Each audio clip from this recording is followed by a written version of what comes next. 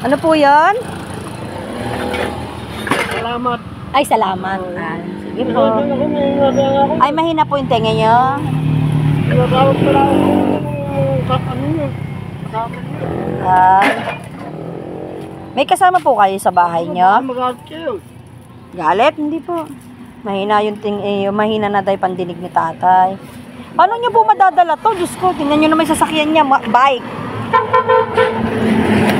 Bike. Tapos ito, oh. Ang kawawa naman ni tatay, mga kakuratsa, oh. Nakabike lang siya.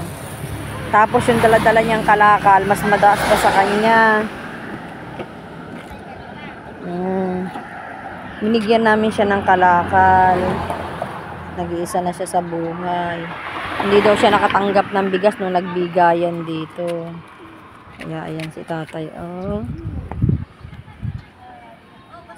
Kawawa naman ni tatay. Mahirap naman na nag-iisa ka sa buhay. Wala daw siyang kasama.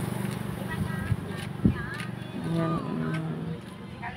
Nakakaawa naman ni tatay, oh. Talagang kailangan, laban lang. Kaya nga, laban lang sa buhay.